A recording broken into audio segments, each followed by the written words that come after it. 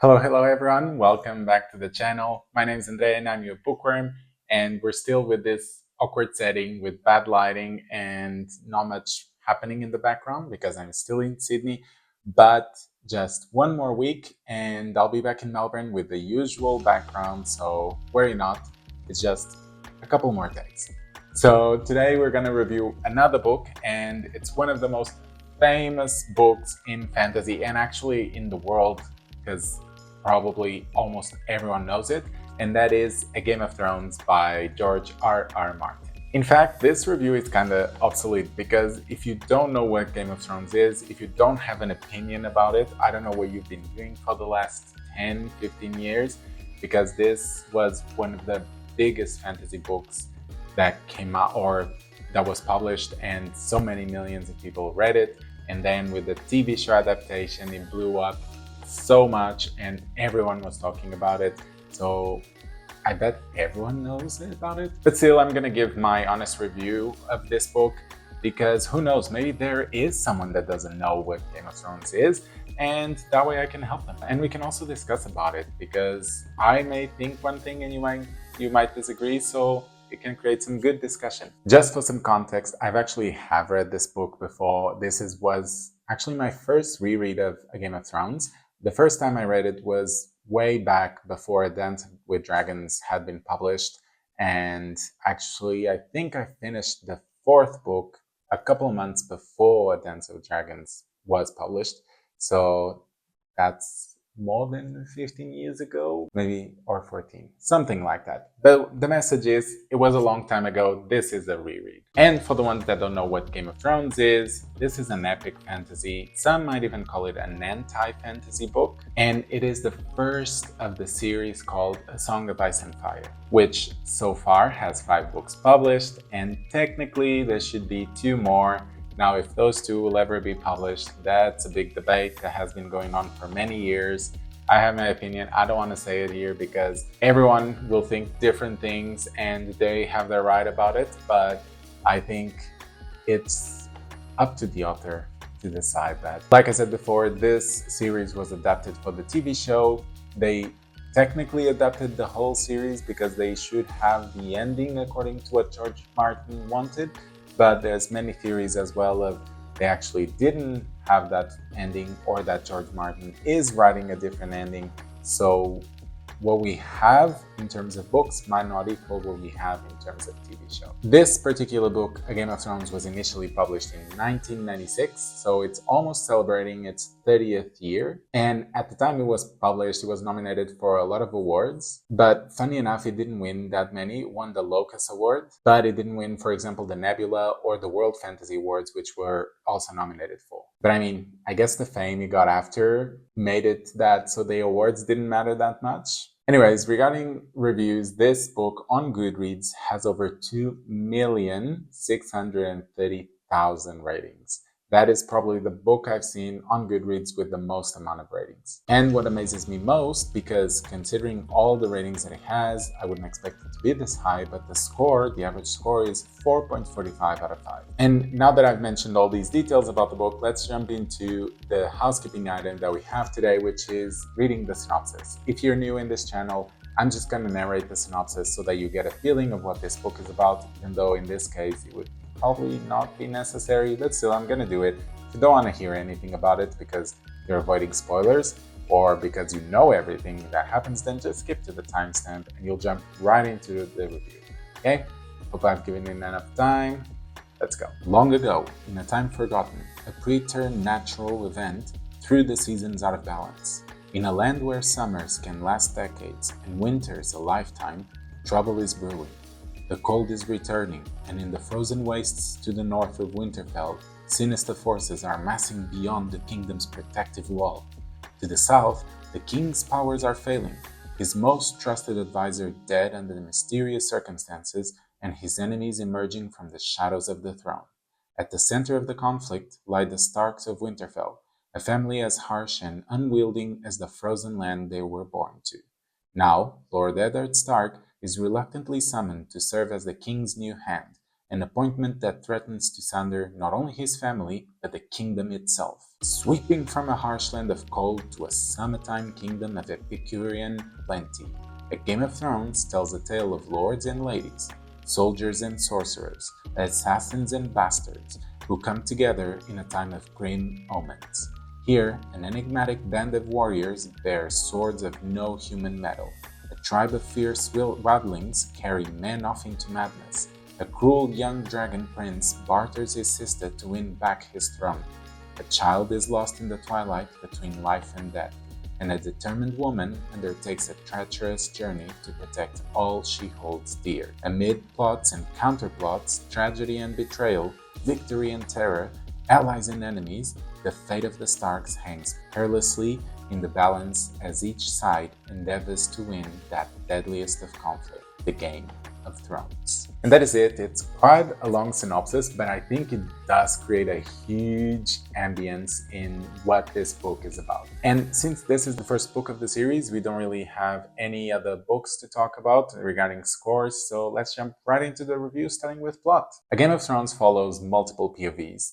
And in true fashion of fantasy, we start with most of them together and then they kind of spread out. However, George Martin does not follow the typical pattern of scattering all the characters and then towards the end of the book, joining them again for an epic battle. That was a typical trope in the 90s of fantasy books, but he does not do that. And that gives me the impression that George Martin actually saw his book as the first one of a series. And he saw the continuity and the potential he had of just let go of the characters, let them pursue their own arcs without having to reassure them into a group again and then disperse and go back again, kind of like Robert Jordan did in the first couple of books of Wheel of Time. But with George Martin, he just let them go. Each one goes in its own direction. Some are still paired up, but we definitely see that each one has a different arc and a different plot line. And yes, you can also see that even though there's one plot for this book, there's also an overarching plot, a menace that threatens the whole series and that keeps evolving slowly as you progress through the series. I'm currently in the third book, but you can see that right from the first one that it is a slow menace, but it is a bigger menace that will eventually threaten everything that comes towards the end. And I think George Martin balances it very well between this overarching plotline and the plotline that happens in individual books, which in this case, the Game of Thrones, where we see the Starks and the deaths that are happening in King's Landing and all of that, that is still very engaging. And they are plotlines, not all of them are closed per se at the end of a book, but they are mini arcs of characters that lead to the next thing and then the next thing. And of course, we cannot talk about Game of Thrones without talking about the plot twists that will twist your neck completely. I still remember the shock I felt the first time I read this book and when it got to the plot twist, because I was not expecting whatsoever to have that revealed to me and have those scenes happen in the first book. And I can tell that as I was rereading it, and also the fact that I knew what was going to happen, and still I was wishing for the characters to do something just slightly different, just so that it could avoid it happening again. But it creates such an inevitability feeling that you just want to change it, but you cannot because it is written. So that shows me that George Martin has a mastery in plotting the story of this book and making you completely grab it and not let go, even when things are happening that you wish they would. And of course, the plot is so intertwined with the characters, it is very hard to talk about one without talking about the other. And that's why I'm kind of jumping into the character category next, and just say that for this category, it's a 5 out of 5. Now, jumping into the characters, like I said, they are very intertwined. You can't really separate these two because the actions a character takes propels them forward to later decisions that then will impact them greatly. And that when you look at those decisions, you see how inevitable they were. And then again, you start thinking, oh, if only they had done this slightly differently. Which, I mean, for me to be thinking this, it means that I feel them as if they were almost real people.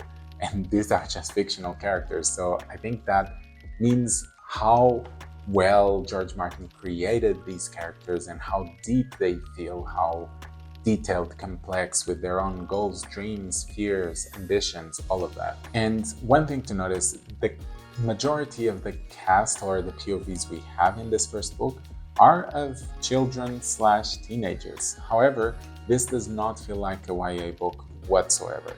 This is very adult. It is quite grim and dark, so take that into account, because it might mislead the fact that you start off with a bunch of children. But that means that you also get to follow the characters developing through their most formative years, which are their teenage years, when they develop who they are and what they are gonna own as character, as morals and their values and all of that. And each character is so unique, so different from each other, that I bet there will be at least one that you enjoy reading about.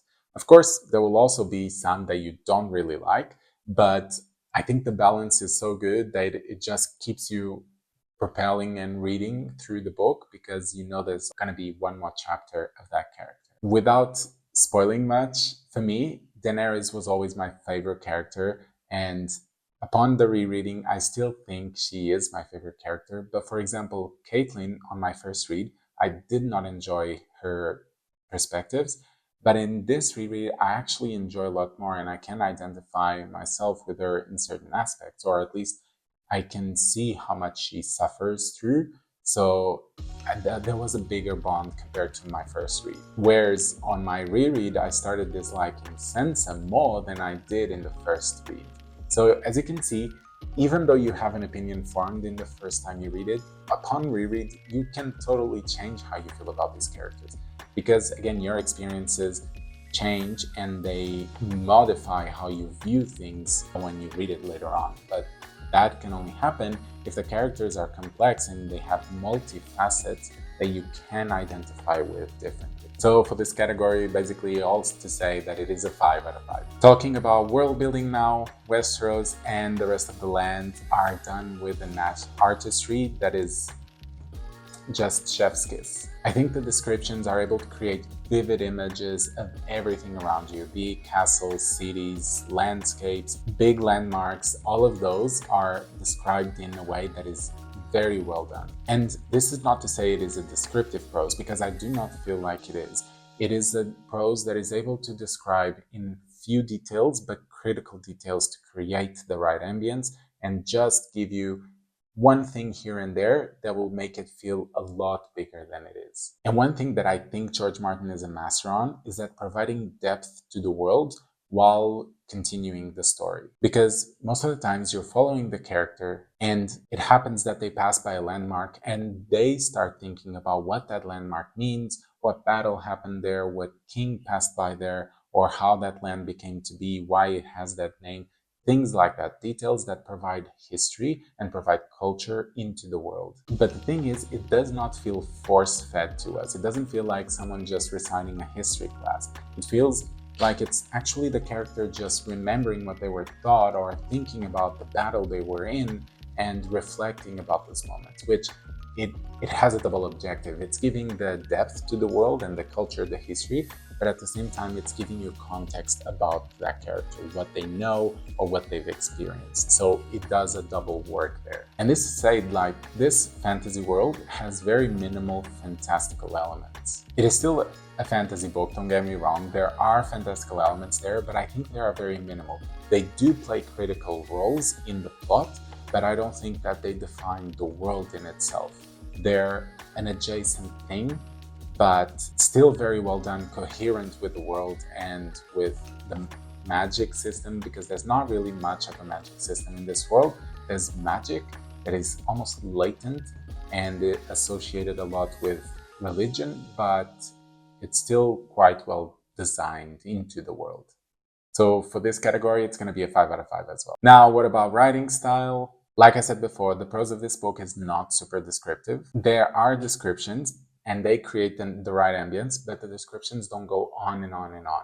They have a small description, but they don't describe, for example, the chairs and then the curtains and then the windows and the walls and the carpets, all of that. They just create a couple of things, but enough to give you an image. And I think those small details are very character dependent, meaning that different characters will notice different details, and that also allows you to get more into the perspective of that character because you start thinking like they are thinking.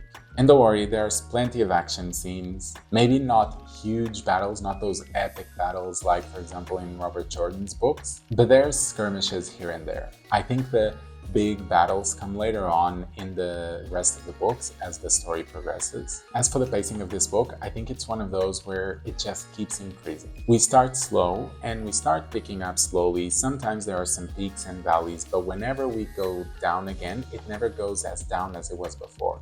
So you go and start going more and more and more, and as you reach the end, it's just like epic event after epic event, and you just want to keep reading so that you finish and start right away the next one. And of course, with all that, it will also increase your enjoyment as you read. And that leads me to the last category. But so for this one, writing style, it was a 5 out of 5. So for our last category, enjoyment, rereading this book was definitely very enjoyable. You have a different type of pleasure knowing what's going to happen and seeing how the pieces will fit together as the story progresses. What I didn't realize was how obvious certain points were, especially regarding details that happened much later on in the series. I don't want to spoil, but at the same time, this book and the TV show have been out for so long, and I mean, it's only a theory what I'm going to say. It hasn't been proven because the author hasn't actually confirmed it, so I'm just going to say it. But if you don't want to listen, skip like 1 minute or two. But what I want to say is the amount of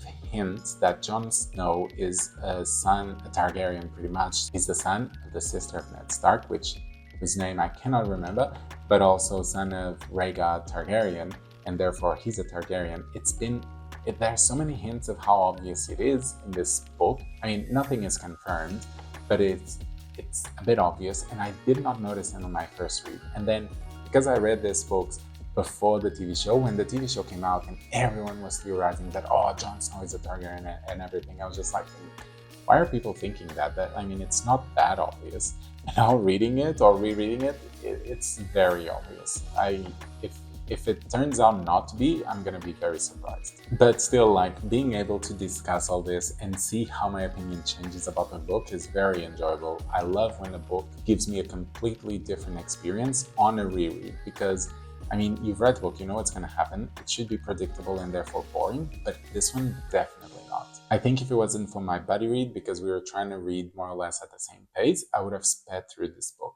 But so, enjoyment, it's a 5 out of 5. And so we reached the end of our review. Just as a refresher, we have 5 for plot, character, world building, writing style, and enjoyment, which gives us a score, I mean, very obviously, a 5 out of 5. I think this book has an amazing introduction to the world. It has great character work. The plot is engaging right from the start. It gives you different things to look for in the plot, both in terms of an overarching plot and individual plot lines that you can grab and feel attached to and keep reading. Yes, my score is a lot higher than on Goodreads, which was 4.45, but I also think that a lot of those million people, like there was 2 million people that read this book, a lot of them read it after the TV show, and they might not have enjoyed it because, I mean, maybe it's not their vibe and therefore they lowered the score a tiny bit.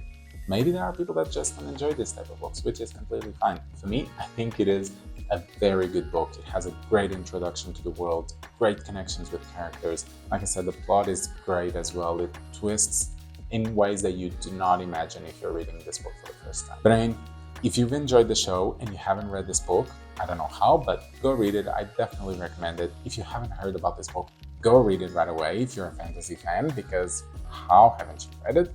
But yeah, and of course, let me know down below in the comments, what do you think of this book? Do you think is overhyped? I mean, underhyped is definitely not. But do you think it is overhyped, or do you actually have a controversial opinion about Game of Thrones? I want to know about it.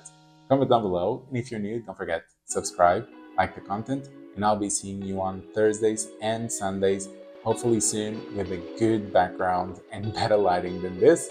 But yeah, I'll see you soon. Bye!